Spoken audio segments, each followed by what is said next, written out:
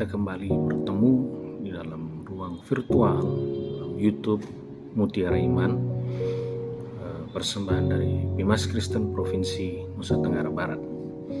Pagi hari ini kita akan sama-sama belajar tentang kebenaran firman Tuhan, tapi sebelumnya mari kita sama-sama berdoa. Kami bersyukur Tuhan Yesus buat kasih setia dan kebaikan-Mu dalam hidup kami. Tuhan sudah menjaga, melindungi, memimpin hidup kami sepanjang hari ini. Biarlah apapun yang kami lakukan dan kerjakan, semuanya untuk hormat kemuliaan bagi nama-Mu. Dan saat ini Bapa, kami akan sama-sama belajar tentang kebenaran firman-Mu. Karena firman-Mu meneguhkan dan menguatkan setiap kehidupan kami, sehingga nama Tuhan dipermuliakan. Urapi dari awal pertengahan kepada akhirnya Bapa, agar kami mengerti dan memahami apa yang menjadi kehendak Tuhan dalam setiap kehidupan kami. Kami bersyukur hanya di dalam nama Tuhan Yesus kami berdoa. Haleluya. Amin. Hari ini saya ingin mengangkat satu tema, yaitu Yesus adalah sumber kehidupan. Ya, kita mengambil dalam Kolose pasal yang kedua ayat 6 sampai dengan ayat yang ke-7 terlebih dahulu. Begini bunyi firman Tuhan, kepenuhan hidup dalam Kristus. Ya. Kamu telah menerima Kristus Yesus Tuhan kita, karena itu hendaklah hidupmu tetap di dalam Dia. Hendaklah kamu berakar di dalam Dia dan dibangun di atas Dia. Hendaklah kamu bertambah teguh dalam iman yang telah diajarkan kepadamu, dan hendaklah hatimu melimpah dengan syukur. Firman Tuhan hari ini datang kepada kita bukan satu hal yang kebetulan, tapi firman Tuhan ingin mengingatkan kepada kita orang-orang yang percaya kepada Tuhan untuk tetap hidup setia di dalam Tuhan. Ya. Bukan hanya sebagai orang-orang yang aktif dalam melakukan ritual keagamaan, datang ke gereja setiap hari Minggu, tidak. Tapi lebih daripada itu, hidup tetap di dalam Tuhan. Bagaimana hidup tetap di dalam Tuhan? Yang pertama adalah hidup kita harus berakar di dalam Tuhan. Hidup yang berakar di dalam Tuhan adalah hidup yang mencari sumber kehidupannya. Ya, sama seperti biji ketika dia pertama kali ditanam, dia tidak langsung tumbuh ke atas lalu berbuah. Tapi biji yang ditanam dia akan selalu terus masuk ke dalam tanah untuk mencari sumber air atau sumber kehidupan agar dia bisa hidup tumbuh ke atas lalu berbuah. Begitulah kehidupan kita orang Kristen yang percaya kepada Tuhan.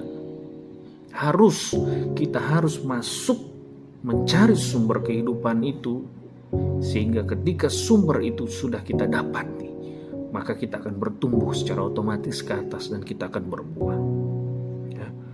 Maka dari itu penting untuk berdoa setiap hari, baca firman setiap hari, melakukan kebenaran firman Tuhan itu setiap hari. Itu sebagai bentuk respon kita terhadap firman Tuhan bahwa kita adalah orang-orang yang berakar di dalam Dia. Kita membutuhkan Tuhan, kita mencari Tuhan, kita hidup dalam takut akan Tuhan. Ya. Lalu yang kedua, dibangun di atas Dia. Ya. Dalam Matius 7 kita sudah mengetahui dan dengan jelas disampaikan oleh Yesus ada dua macam dasar. Yang pertama dasar yang di atas batu, yang kedua dasar di atas pasir. Semuanya teruji ketika badai datang. Hidup yang dibangun di atas Dia, di atas Tuhan Yesus Kristus sebagai dasarnya, maka adalah hidup yang dibangun di atas batu. Ketika badai datang, kita akan bisa melihat pertolongan Tuhan, tangan Tuhan yang kuat itu menolong kehidupan kita. Firman Tuhan katakan apa? Di tengah kelemahan kita sebagai seorang manusia, maka semakin sempurna kuasa Tuhan dinyatakan atas hidup kita. Ya. Maka ketika hidup kita sudah benar, ketika kita sudah berjalan di jalan yang benar, maka kita sudah sedang membangun iman kita di atas pondasi yang benar, yaitu Yesus Kristus. Jadi Bapak Ibu Saudara yang terkasih dalam Tuhan Yesus Kristus, iman kita diuji, dasar kita diuji ketika ada badai kehidupan datang menghampiri kehidupan kita. Maka kita akan melihat sebagaimana kuat dan percayanya kita kepada Tuhan. Ketika kita orang yang membangun di atas dasar yang benar, maka kita akan merespon setiap masalah dengan ucapan syukur.